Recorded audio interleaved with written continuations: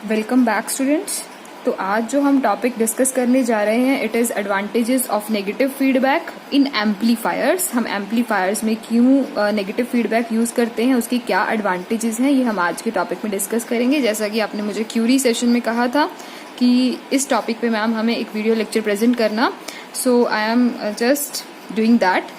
तो advantages of negative feedback हम discuss करने वाले हैं। तो सबसे पहले आपको ये पता होना चाहिए कि जो गेन विद फीडबैक होता है in case of negative feedback वो ये होता है। ये देखिए मैंने एक्सप्रेशन लिखा है, this is gain with feedback, it is equal to a by 1 plus a beta. जो a है it is gain without feedback, ये सभी याद रखना, गेन विदाउट फीडबैक। तो यहाँ से हमें पता लग रहा है कि जो फीडबैक के साथ गेन है वो नेगेटिव फीडबैक में रिड्यूस हो जाता है। तो मतलब नेगेटिव फीडबैक गेन को कम कर रही है। बट फिर भी एम्पलीफायर्स में इसके बहुत सारे फायदे होते हैं, तो हम इतना अफेक्ट नहीं होते कि गेन कम हो रहा है, बट इसके फायदे बहुत ज़्यादा हैं। So that is why negative feedback amplifiers में यूज़ होती है। तो इसका सबसे पहला एडवांटेज है हाई गेन स्टेबिलिटी और डी सेंसिटिविटी ऑफ गेन। इसका मतलब है कि चाहे आपका गेन कम हो रहा है बट जो गेन है वो आपका चेंज नहीं हो रहा, उसमें बहुत स्टेबिलिटी है, वो कांस्टेंट रह रहा है।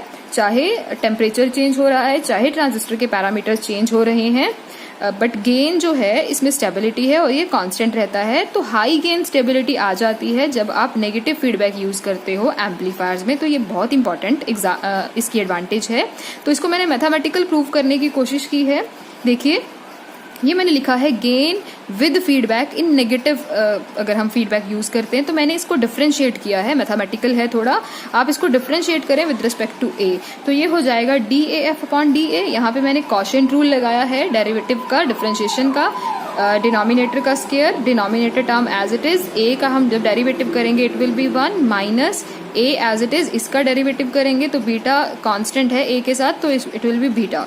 तो ये कुछ सॉल्व होके d f upon d a 1 by 1 plus A beta square आ जाएगा। इसके बाद हम एक स्टेप कर रहे हैं, हम डिवाइड करेंगे दोनों साइड ए एफ से, इधर भी ए एफ से डिवाइड करेंगे, इधर भी ए एफ से डिवाइड करेंगे। अब हमें इस ए एफ की वैल्यू रखनी है, ए एफ की वैल्यू है ये ए बाय 1 प्लस ए बीटा। तो जब आप ये वैल्यू सब्सिट्यूट करेंगे यहाँ से तो आपके पास हो जाएगा D A F upon A F is equal to D A upon A 1 by 1 plus A beta. तो ये देखिए ये क्या है, ये फैक्टर है चेंज इन गेन, ये बता रहा है change in gain with feedback, क्योंकि एफ लगा है। This is change in gain without feedback.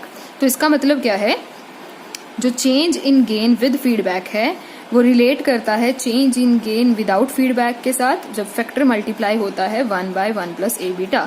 तो यहाँ से ध्यान देखिए, यहाँ से एक बात आप नोटिस कीजिए कि ये है change in gain with feedback, ये है change in gain without feedback. तो ये चीज इससे कम हो रही है क्योंकि 1 से छोटा फैक्टर जो है इससे मल्टीप्लाई हो रहा है। आप इसको मैथमेटिक्स में भी अप्लाई करके देख सकते हो।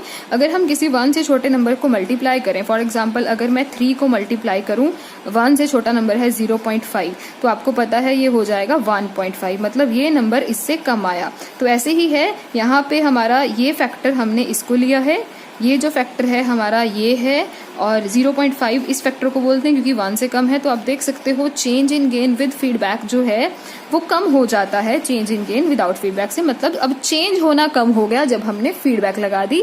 इसका मतलब है जो गेन है हमारा वो स्टेबल हो गया है। ये सबसे इंपॉर्टेंट एडवांटेज है नेगेटिव फीडबैक की एम्पलीफायर्स में।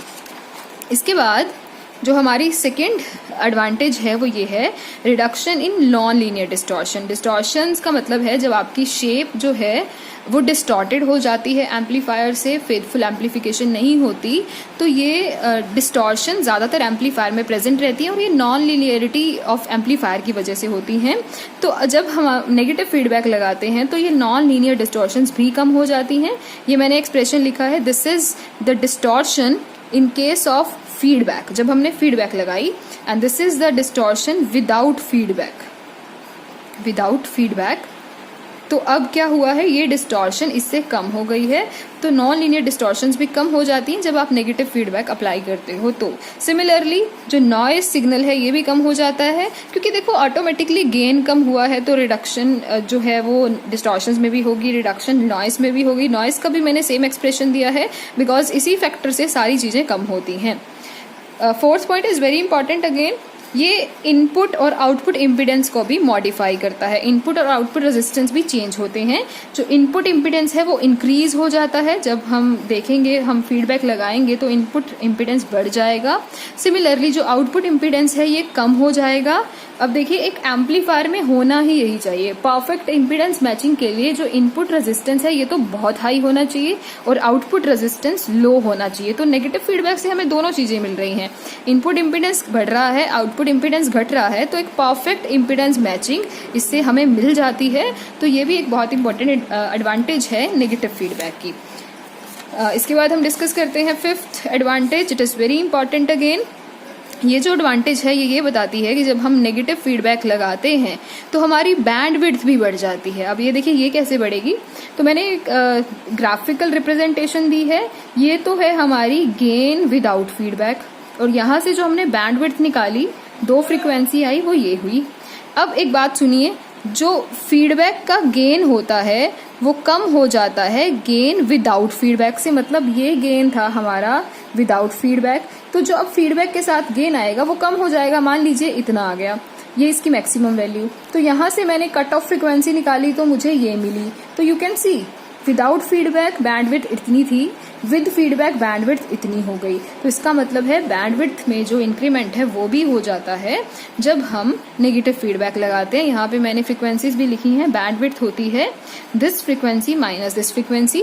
तो जब हम नेगेटिव फीडबैक लगाएंगे तो लोअर कट ऑफ फ्रीक्वेंसी बढ़ जाएगी, you can see it hair.